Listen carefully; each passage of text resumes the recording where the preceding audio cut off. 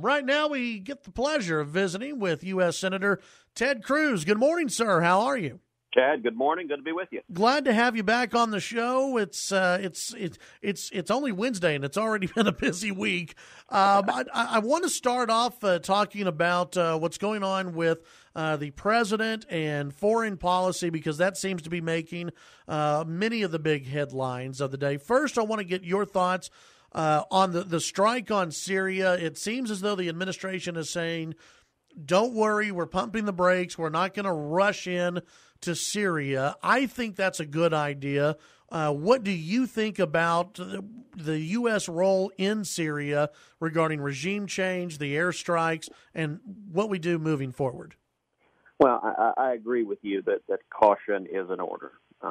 Unfortunately, the situation in Syria is a mess as a result of 8 years of Obama foreign policy failures, and there are no good options right now in Syria. Bashar Assad, the dictator, is a monster. He has repeatedly used chemical weapons against his own citizens. He's killed innocent men, women, and children. But on the other hand, the rebels fighting against him, many of them are ISIS, Al-Qaeda, al-Nusra. They are radical Islamic terrorists, and from America's perspective, they're even worse.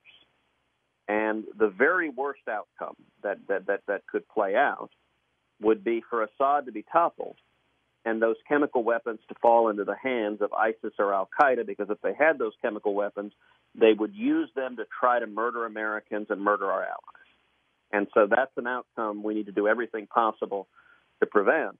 And I believe the touchstone for any military action should be protecting the vital national security interests of the United States. And that should be the focus of the president, and it is certainly my focus and should be the focus of Congress as well. So the airstrikes that occurred last week, what did you think about those? Do you think they were a good idea? And when does the U.S. act against the Syrian regime? Is it when chemical weapons are used? Well, it depends what is planned. If the strikes last week were a one-time response intended to deter the use of chemical weapons, that's one thing. If they were the beginning of an escalation and further military involvement and sending ground troops to Syria, that's quite a different circumstance. You know, under the Constitution, the authority to make these decisions is divided. The president is the commander-in-chief, and so he has the authority to make decisions in exigent circumstances when there is an immediate threat, something like an individual strike that we saw last week. But the Constitution gives Congress the authority to declare war. And so if the administration intends to engage in prolonged military conflict, then the president needs to come to Congress and lay out the strategy, lay out a specific plan to accomplish that strategy, and explain how accomplishing that strategy furthers U.S. national security interests. And certainly as a member of the Senate, I will listen with an open mind and consider fairly the arguments made by the commander-in-chief and the plan put forth. But it's a dangerous circumstance, and so I think we need to proceed cautiously with a clear eye on the objective of protecting America's national security interests.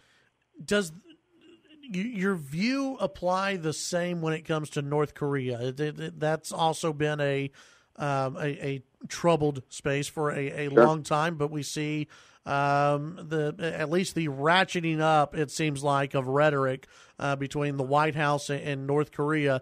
What are your thoughts on potential conflict there? Well, North Korea may be the most dangerous place on earth right now. Kim Jong-un, the dictator there, is mentally unstable.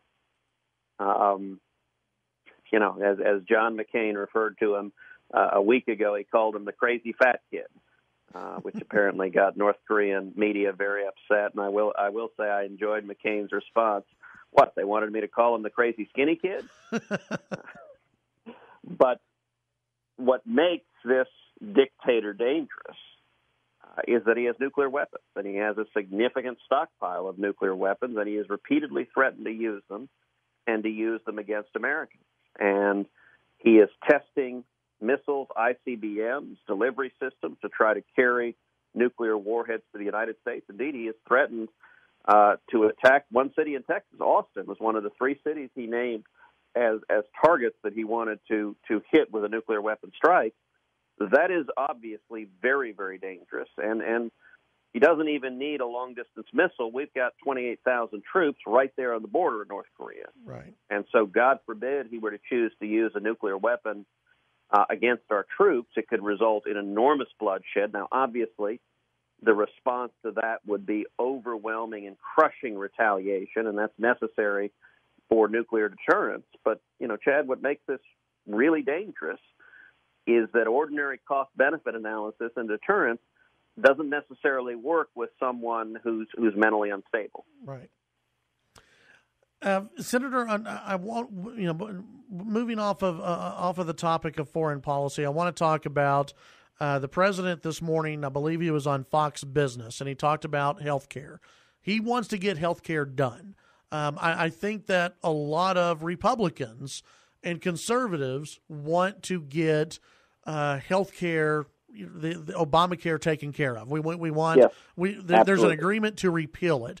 What does it need to look like? And do you think Republicans will actually get health care fixed? Whatever fixed looks like, will it be fixed in this year? Well, I think it's critical that we get it done.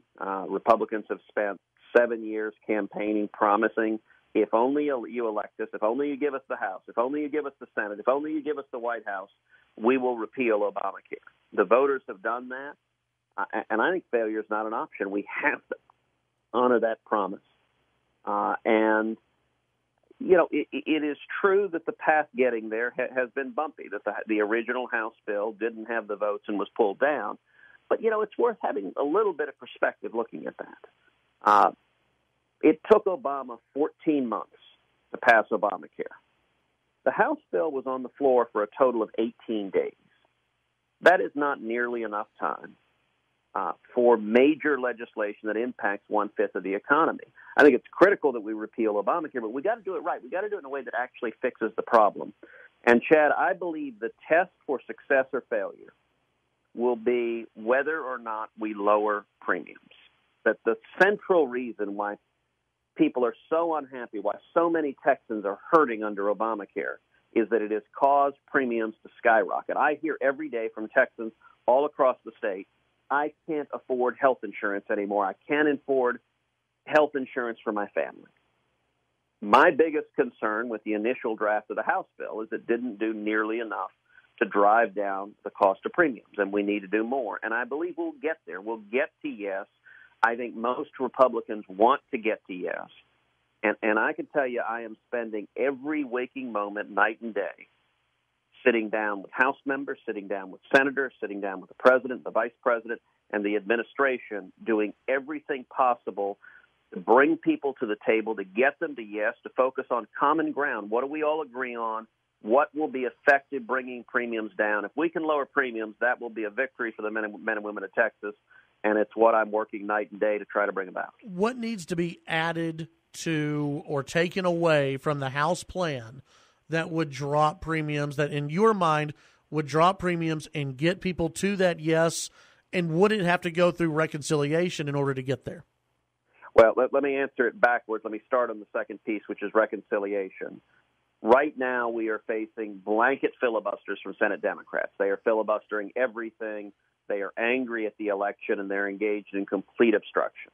So I think the only avenue to get meaningful legislation, and in particular Obamacare repeal, passed is going to be what's called budget reconciliation, which has a statutory exemption from filibusters. So it can't be filibustered. We only need a majority, 51 votes in the Senate, to pass it. In terms of the substance, how you drive down premiums, there are principally 5 different tools that we can use to drive down premiums. The most important is getting rid of the Obamacare insurance mandates. Obamacare had 12 insurance mandates written into it, the so-called Title I mandates, all of which are major drivers driving up the cost of insurance. It's a big part of the reason why you and I are paying much more for insurance today. The House bill repealed only 2 of the 12 Obamacare insurance mandates. It left 10 of the 12 in place. I think the first place we need to start is repealing more of them. I'd like to repeal them all, but at a very minimum, repeal more of them and the more costly ones. That's tool number one. Tool number two, we ought to allow people to purchase across state lines so that you can have competition and drive down costs. Every Republican agrees with that, and yet it's not right now in the House bill. Tool number three is that we should expand the use of association health plans so that people in the individual market or small market can join together in large groups and get large group rates, which are substantially lower. Tool number four, we should allow people to pay health insurance from health savings accounts, pay your premiums from health savings accounts, which means you're paying them with pre-tax dollars, which is, again, a substantial reduction.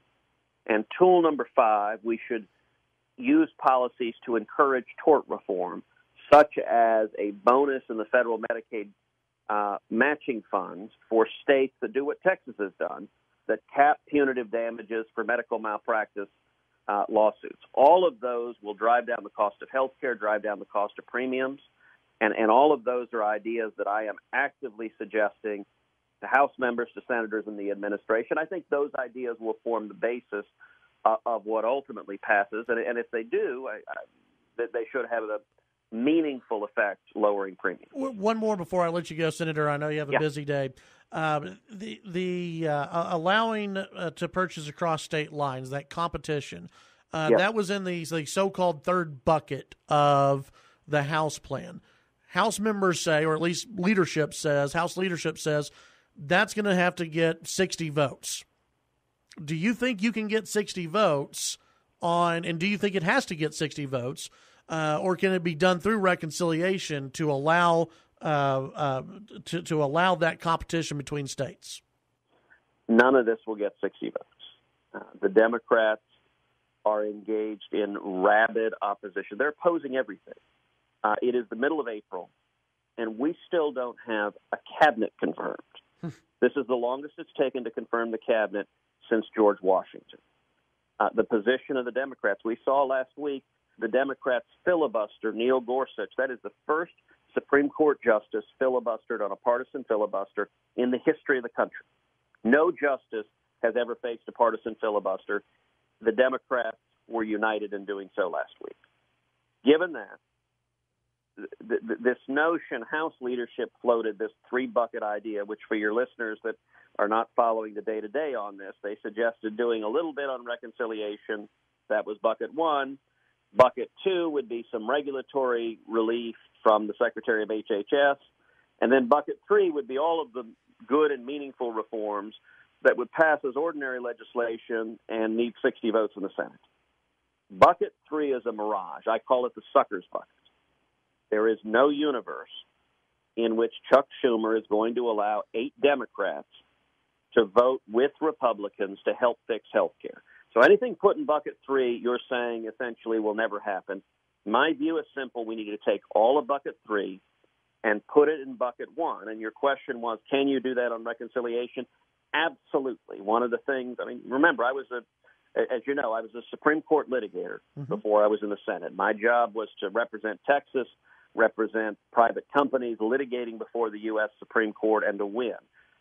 I have gone and actually read the statute, the Budget Act of 1974, that lays out the process of reconciliation.